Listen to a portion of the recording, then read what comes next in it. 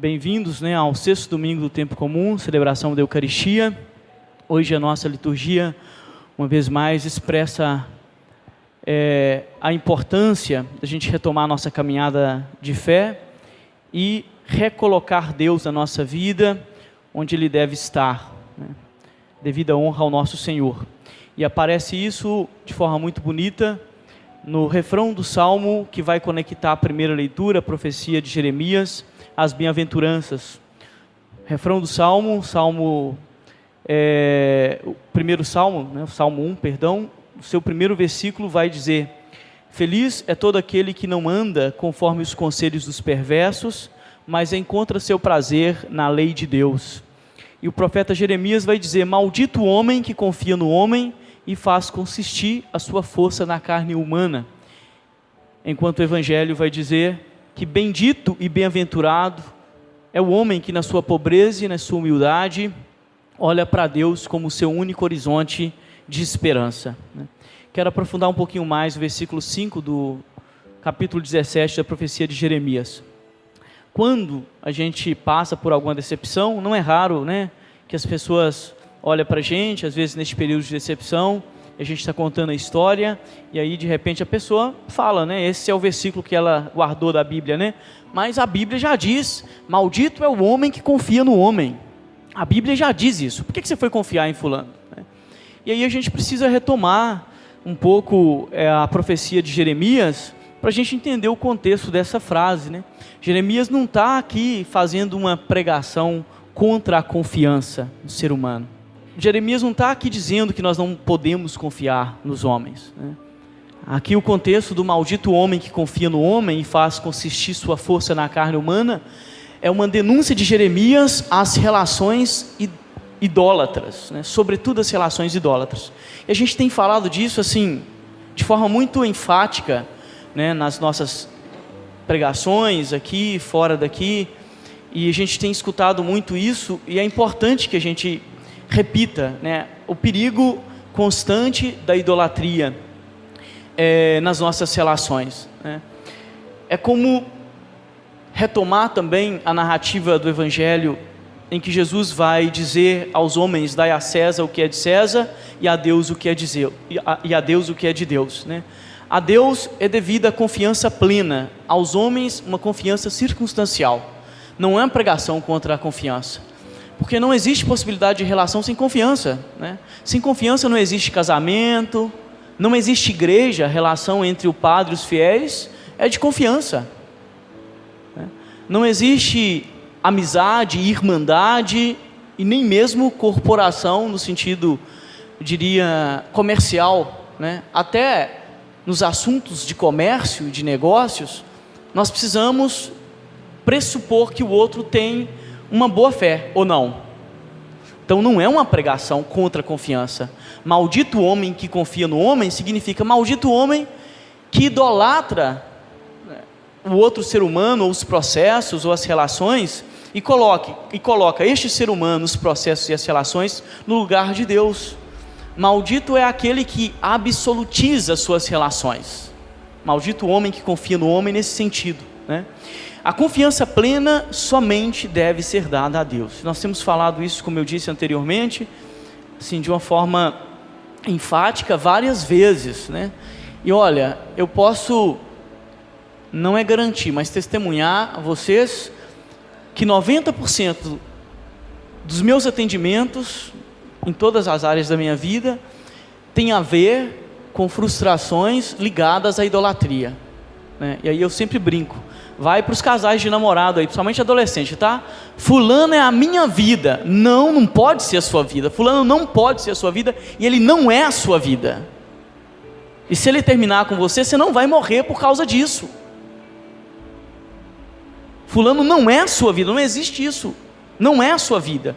Ele pode ser alguém que Deus colocou na sua vida, mas a sua vida não pode ser. A sua vida está escondida em Deus. Maldito o homem que confia no homem nesse sentido. Maldito o homem e a mulher que coloca a sua força nas relações e nos processos, que endeusa as pessoas, os processos ou as coisas. Por mais que você ame a sua esposa, vice-versa, seu namorado, seu amigo, um dia ele vai te decepcionar. Sabe por quê? Porque nós somos falíveis.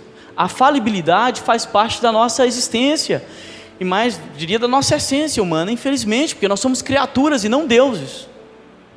A nossa criaturalidade supõe a falência, por isso nós falecemos. Nós somos tão falíveis que um dia nós falecemos. Por que nós falecemos? Por que o nosso corpo falha, né? Por que chega... Eu sei que ninguém está passando por esses problemas aqui, que aqui tem um público muito jovem, mas por que depois de certa idade, o nosso corpo começa a dar sinais de falência, né? Porque nós somos falíveis. A falibilidade não é só uma questão fisiológica, ela faz parte da existência. E aí, meus irmãos e irmãs, para terminar essa homilia, a gente precisa olhar para o outro que está do nosso lado e compreender a falibilidade. Ontem nós estávamos celebrando um casamento, e aí celebramos um casamento aqui ontem, e nós falávamos isso para o casal. Falei, olha, quem casa por puro sentimento é muito ingênuo. O sentimento por si só não sustenta um casamento, nem um namoro, porque os sentimentos passam. Você pode estar mais ou menos apaixonado. As relações, elas precisam se basear no hábito. Hábito, habitar e habitação, que é a opção que eu faço por morar em você, mesmo você não sendo tão perfeito. A opção que eu faço, hábito, de habitar em você, mesmo você não sendo aquilo que eu gostaria que fosse. Por isso eu não vou colocar a minha confiança em você. Maldito homem que confia no homem nesse sentido. Toda a minha confiança não. Você, com certeza, é um dos amores da minha vida, mas não é a minha vida, né? Isso é muito importante para a gente.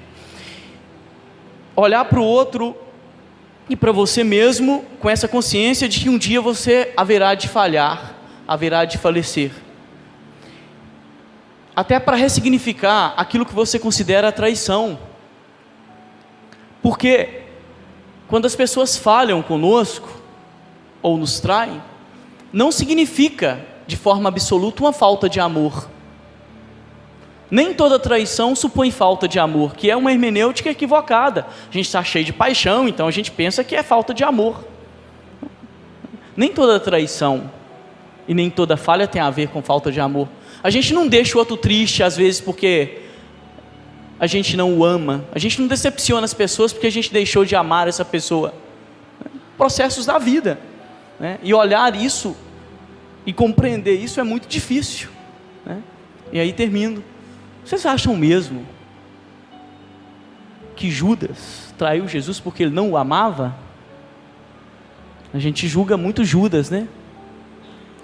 Vocês acham mesmo que a traição de Judas era uma falta de amor ao mestre? Tudo aponta que não, né? Tem lá um contexto, né, que a gente não vai entrar agora, de pressão para que Jesus faça uma revolução que ele esperava. Mas o beijo de Judas não era falta de amor ao mestre. Como que Judas termina?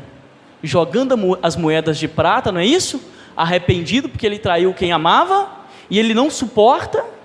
Pedro suportou, mas ele não suporta, e a tristeza é tanto de ter decepcionado o mestre, que ele tira a própria vida. Então, meus irmãos e irmãs, antes de julgar Judas, dá uma olhadinha por aí, quantos beijos falsos vocês têm dado pela vida afora, não é isso? Quantos abraços e olhares falsos vocês têm lançado pelo mundo afora. Antes de julgar Judas, olha para vocês, né, e façam essa reflexão. Quantas pessoas que eu amo e que eu entristeci com as minhas condutas, né? Por quê? Porque sou falível, porque a falibilidade faz parte da minha existência. Por isso, não idolatrem e nem se deixam idolatrar por ninguém, porque isso é o pecado radical e o pior pecado das Escrituras e da nossa tradição de fé, né? Louvado seja o nosso Senhor Jesus Cristo.